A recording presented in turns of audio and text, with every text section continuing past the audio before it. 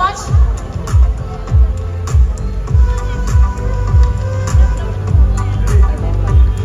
Congratulations.